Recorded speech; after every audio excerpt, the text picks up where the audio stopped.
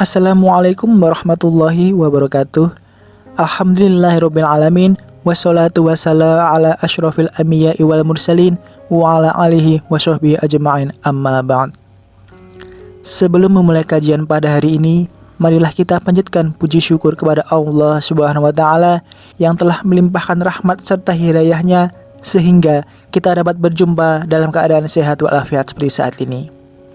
Tidak lupa salawat serta salam semoga selalu tercurah kepada Nabi Muhammad sallallahu alaihi wasallam. Allahumma sholli ala sayyidina Muhammad wa ala ali sayyidina Muhammad. Semoga kita semua selalu diberikan kesehatan, ilmu yang bermanfaat dan rezeki yang melimpah. Amin amin ya rabbal alamin. Sobat-sobat beriman sekalian, salat subuh merupakan ibadah salat fardu yang jumlah rakaatnya paling sedikit di antara salat fardu lainnya. Namun, meskipun sedikit, ternyata banyak kaum muslimin yang lalai dalam mengerjakan sholat subuh. Mereka biasanya lebih memilih melanjutkan tidurnya daripada bangun untuk melaksanakan sholat.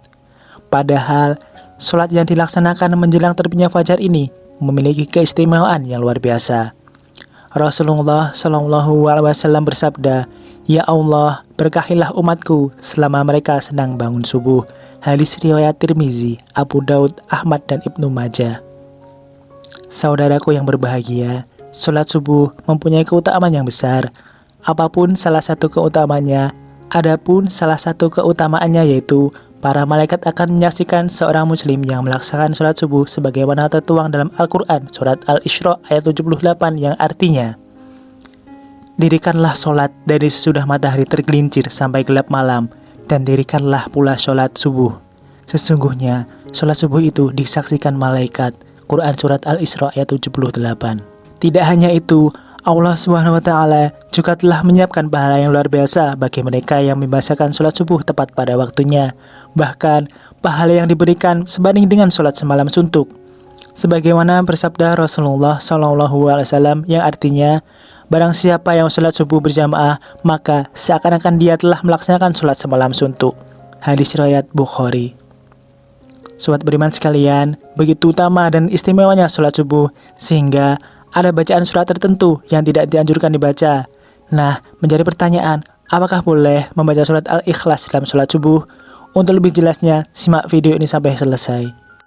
Dalam melaksanakan sholat subuh, ternyata bacaan surat-surat pendek seperti surat Al-Ikhlas, An-Nas, Al-Falaq, atau surat-surat pendek lainnya tak dianjurkan dibaca, baik pada rakaat pertama maupun rakaat kedua sholat subuh. Tetapi bukan berarti surat-surat pendek tersebut tidak diperbolehkan atau menjadi tidak sah. Tentu saja sholatnya tetap sah, hanya saja akan lebih afdol ketika kita membaca surat-surat yang lebih panjang.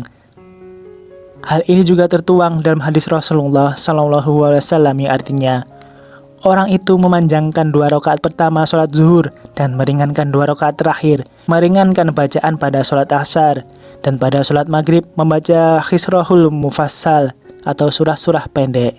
Pada sholat isya membaca Wasatul Mufassal atau surah yang panjangnya pertengahan, dan pada sholat subuh membaca Taywalul Mufassal, yaitu surah-surah yang panjang. Hadis riwayat Imam Ahmad.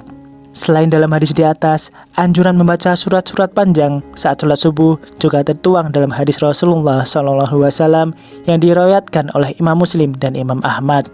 Berdasarkan hadis tersebut, beberapa surat panjang yang dianjurkan untuk dibaca saat sholat subuh antara lain yaitu surat Al-Baqarah ayat 136, surat Imran ayat 64, surat Al-Waqi'ah, At-Tur, Qaf, dan At-Takwir. Nah, itulah pembahasan mengenai keutamaan sholat subuh dan anjuran untuk membaca surat-surat yang panjang.